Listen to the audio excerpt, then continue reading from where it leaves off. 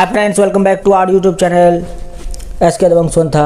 तो दोस्तों, मैं आज आप लोग फिर से लेके आया हूँ। टेस्ट नंबर 17 है जो 2 दिसंबर 2023 बिहार अध्यापक भर्ती परीक्षा बीपीएससी टीआरई 2.0 2023 और बिहार शिक्षक सक्षमता परीक्षा 2023।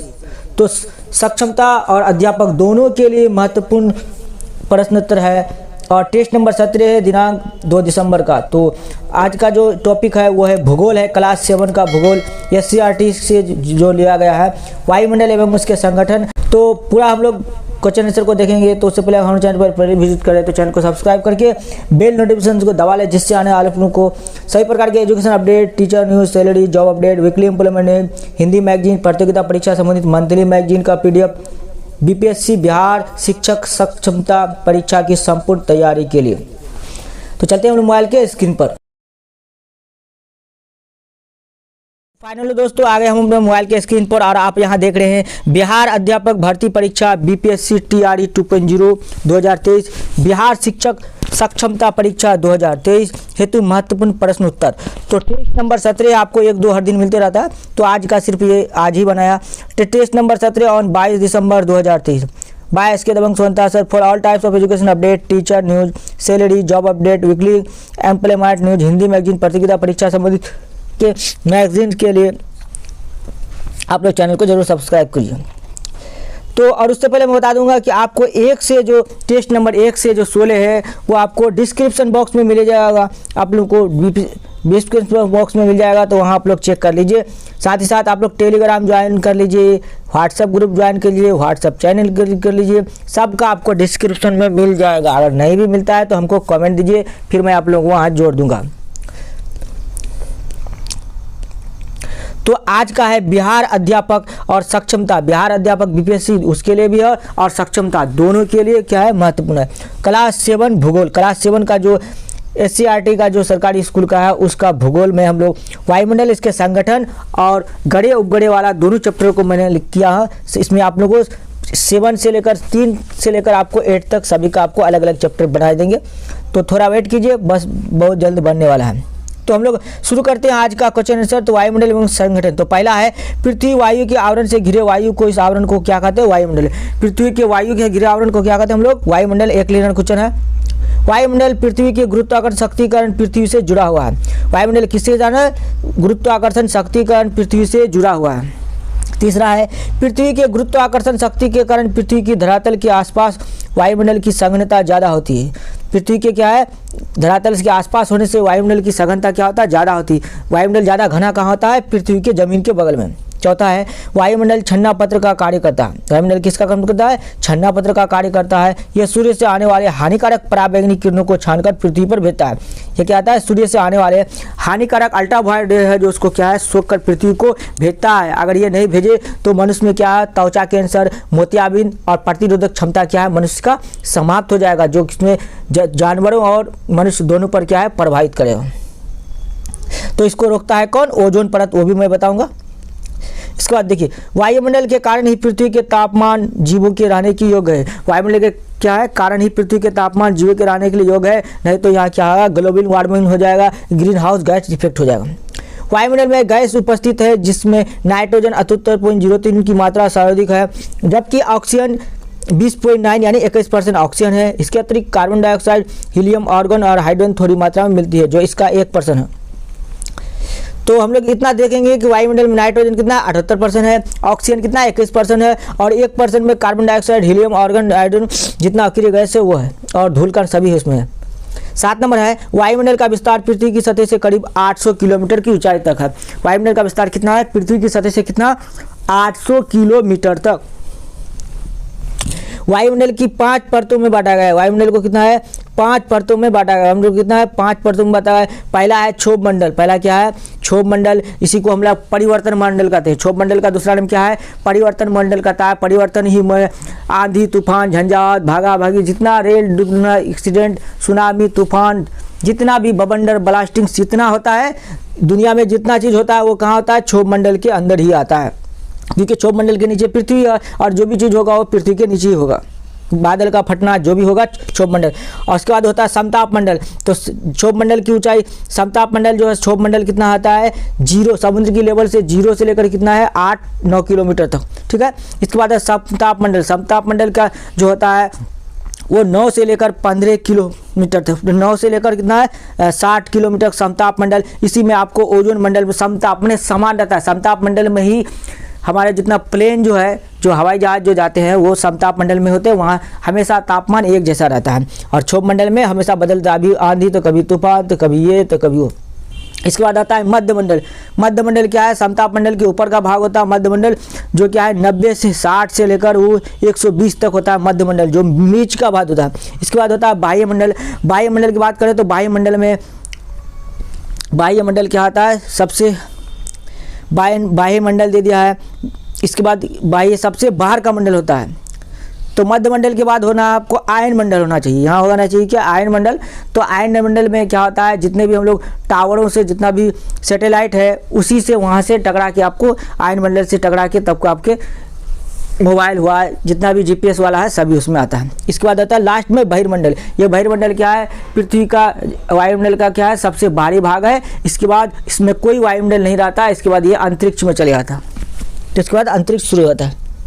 तो पांचों परत हो गया कौन कौन, क्षोभ मंडल, परिवर्तन मंडल, समताप मंडल, मध्य मंडल, इसके बाद आयन मंडल और बहिर्मंडल या बाह्य मंडल। चलिए इसके बाद 8वां देखते हैं हम लोग। क्षोभ मंडल वायुमंडल का सबसे निचली एवं महत्वपूर्ण परत है। मौसम संबंधी परिवर्तन इसी मंडल में होता है। बोले ना कि मौसम संबंधी, यहाँ इसका नाम है परिवर्तन मंडल में हमेशा बदल रहता है। यहाँ लो आदमी काला हो जाता है तो कभी गोरा हो जाता है, कभी लंबा हो जाता है, कभी नाटा होता है, इसीलिए इसका नाम है परिवर्तन मंडल। सब परिवर्तन यही होता है, कोई अमीर होता है तो कभी गरीब हो जाता है, यही इसी में होता है। समताप मंडल का प्रारंभ क्षोभ मंडल के बाद होता है। ये मंडल हवाई जहाज के उड़ने के लिए उपयुक्त है। अभी जो बताया आप लोगों को, हवाई जहाज उड़ने के लिए उपयुक्त है। इस मंडल की ऊपरी परत में ओजोन परत मिलता है। इस परत के ऊपर में क्या है, ओजोन मंडल मिलता है। ओजोन क्या है, पृथ्वी से, सूर्य से आने वाले हानिकारक पराबैंगनी किरणों को रोक कर क्या है, धरती को, जीवधारी को विश्वकर्मा से बुझाता है। अगर इसका नहीं होता तो सभी को स्किन कैंसर हो जाएगा, त्वचा का कैंसर। 10 नंबर देखिए, समताप मंडल के ऊपर की परत को मध्य मंडल कहा जाता है। ये मंडल उल्का गैसों से हमारी रक्षा करती है। इसमें क्या होता है, गैस भरा रहता है, ये उल्का पिंडों से जो गैस निकलती है उससे हमारी रक्षा करती है। और 11 देखिए, पृथ्वी से प्रसारित रेडियो तरंग वही बाह्य मंडल या आयन मंडल जो अभी बताया से ही प्रायित होकर पृथ्वी पर आते हैं। पृथ्वी से प्रसारित रेडियो तरंग जो हम लोग अभी बोल रहे हैं मोबाइल, वहाँ से आके फिर तब आता है।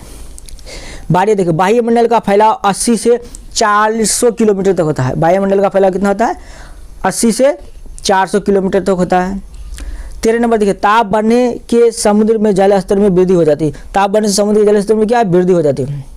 14 नंबर है, कार्बन डाइऑक्साइड गैसों को ग्रीन हाउस गैस भी कहा जाता है। बिल्कुल सही है, अभी जो बता दिया। वायुमंडल की सबसे निचली परत बहिर्मंडल कहा जाता है। हीलियम हाइड्रोजन गैसीय हल्कों में अंतरिक्ष में तैरती रहती है। 16 नंबर है, पृथ्वी की सतह से ऊपर की ओर जाने पर सांस लेना कठिन नहीं होती क्योंकि वातावरण में ऑक्सीजन की मात्रा कम होती है। तो सबसे ज़्यादा ऑक्सीजन कहाँ होता है, परिवर्तन मंडल। इसके बाद हम लोग ऊपर जाते हैं और क्या होगा, ऑक्सीजन लेवल कम हो जाएगा और बहिर्मंडल के बाद अंतरिक्ष आएगा। अंतरिक्ष में कोई ऑक्सीजन नहीं। इसके बाद 17 नंबर है, स्थलीय सतह सबसे पहले गर्म होती है। तो पृथ्वी का जो पहले जो सतह है, सूर्य से जो पहला रोशनी आता है तो सबसे पहले किसको गर्म करता है, पृथ्वी को। पृथ्वी के बाद यही ऊपर जाता है तो क्या है, तापमान क्या है, घटते रहता है। तो एक क्वेश्चन हम लोग के दिमाग में आ जाता है कि पहाड़ इतना है ऊपर तो पृथ्वी का रोशनी सबसे पहले पहाड़ पर पड़ती है तो पहाड़ गर्म हो जाना चाहिए, तो ऐसा नहीं है। पृथ्वी का क्या है, सूर्य की रोशनी सबसे पहले जो पृथ्वी पर पड़ेगी तो पृथ्वी पर सबसे पहले गर्म होगी। कहाँ से, स्थलीय भाग, यहाँ से गर्म होकर ऊपर ऊपर होगा तब। इसलिए बर्फों पर क्या है, पहाड़ों पर बर्फ हमेशा जरा रहता है, हमेशा जमा होता है, लेकिन पृथ्वी पर नहीं। पृथ्वी पर सबसे ज़्यादा गर्म। एक निश्चित आकृति में व्यवस्थित धाराओं का समूह क्या कहलाता है, नक्षत्र। कहेगा कि एक निश्चित आकृति में व्यवस्थित धाराओं का समूह क्या कहता है, नक्षत्र, जिसको हम लोग पता है यूनिवर्स, गंगा, आकाश गंगा। हम लोग कभी पृथ्वी में, कभी हम लोग आकाश में देखेंगे तो उत्तर से दक्षिण एक लाइन होगा दूधिया टाइप का जो दिखाई देता है, तो उसको हम लोग बोलते हैं क्या, गैलेक्सी, नक्षत्र। तारों के मध्य दूरी ज्ञात करने वाले इकाई को क्या कहते हैं, तारों के मध्य दूरी ज्ञात करने वाले इकाई को क्या कहते हैं, प्रकाश वर्ष। प्रकाश वर्ष क्या है, प्रकाश द्वारा दूरी की मात्रा। तो एक प्रकाश वर्ष में क्या है, प्रकाश का क्या है, तारों के प्रकाश का एक साल में तय की गई दूरी क्या कहलाता है, प्रकाश वर्ष कहलाता है। ये इसके बाद देखिए, यदि एक प्रेक्षक तारों को क्षितिज से लंबवत उठते देखता है तो अवस्थित होता है विषुवत रेखा पर। विषुवत रेखा पर क्या आता है? यदि एक प्रेक्षक तारों की स्थिति को लंबवत उठते देखता है तो अवस्थित होता है क्या? विषुवत रेखा। 20 नंबर है, जिस तारामंडल के तारे ध्रुव तारा की ओर संकेत करता है वो तारा कौन सा है? जिस तारामंडल के तारे ध्रुव के तारे की ओर संकेत करता है वो तारा कौन सा है? सप्तऋषि। किसने सर्वप्रथम ये प्रतिपादित किया कि सूर्य हमारे सौरमंडल का केंद्र है? किसने क्या है? सर्वप्रथम ये प्रतिपादित किया कि सूर्य हमारे सौरमंडल का केंद्र है और पृथ्वी इसकी परिक्रमा करती। पृथ्वी इसकी क्या करती? परिक्रमा करती है। तो हम लोग जानते हैं कि कोपरनिकस ने किया था, कोपरनिकस ने ही सौर मंडल की खोज किया था। तो किसने सर्वप्रथम ये प्रतिपादित किया, सिद्ध किया कि हमारे सौरमंडल का केंद्र है, सूर्य हमारे क्या है? सौरमंडल का केंद्र और पृथ्वी उसकी परिक्रमा। कोपरनिकस। सौरमंडल में कुल कितने ग्रह हैं? तो 8। सबको जानते हैं कि 8 ग्रह हैं। 8 ग्रह में से देखिए कौन कौन है, वो भी है तो बुध के बाद शुक्र, शनि, बुध, शुक्र, इसके बाद मान लीजिए बुध, शुक्र, इसके बाद पृथ्वी करिए, पृथ्वी, इसके बाद मंगल, इसके बाद बृहस्पति, शनि, अरुण, वरुण, बस इतना ही लिखना है।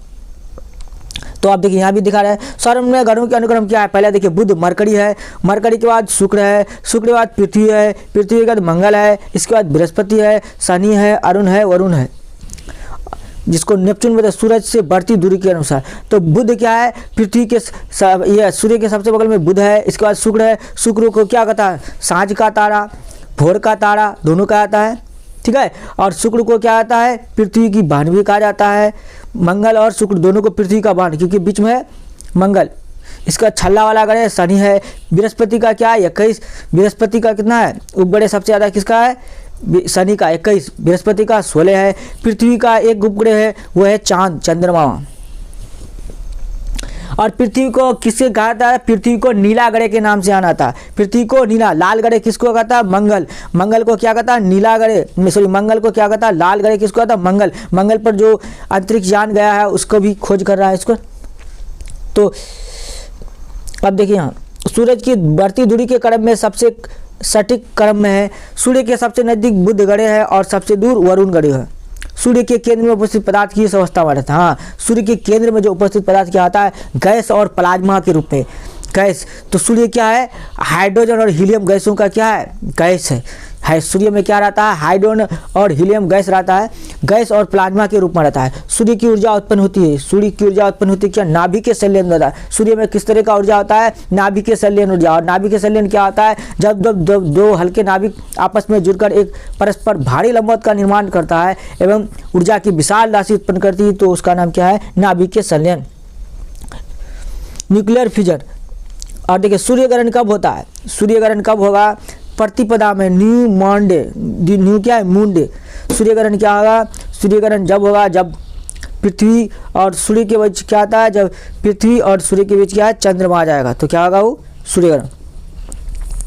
इसके बाद किसने सबसे पहले ये कहा कि पृथ्वी गोलाकार है? किसने सबसे पहले ये कहा कि पृथ्वी गोलाकार है? तो उसका नाम क्या है? अरस्तु। उसके बाद था एरोटोनेस्टीज ने कहा था। तो सबसे पहले पृथ्वी गोल है किसने कहा था? महान वैज्ञानिक अरस्तु। अरस्तु को किसे कहा था? जीव विज्ञान का पिता कहा था। तो आज का जो 27 क्वेश्चन है, 27.5 क्वेश्चन हो गया है। हम लोग का सेशन कैसा लगा आप लोग कमेंट जरूर दीजिए। कोई भी सुझाव हो, कुछ भी हो तो आप कमेंट जरूर दीजिए। और ग्रुप आप लोग टेलीग्राम, व्हाट्सएप लिंक जरूर दीजिए। और नीचे सबका आपका 1 से 17 का आपको प्ले लिस्ट होगा, प्ले लिस्ट पर चेक करके आप लोग वहाँ देख लीजिए। देन आज का सेशन से विशेष आग्रह आप लोग का, तो आप लोग का विशेष आग्रह क्या है कि आप सभी प्रत्येक दिन का डेट वाइज टॉपिक कॉपी में उतारे और याद करते तो आपकी 100% सफलता है। और 100% सफलता हमारा क्या है? प्रथम लक्ष्य है। Please also join my social platform, Facebook, Instagram, Telegram. Thanks for watching video.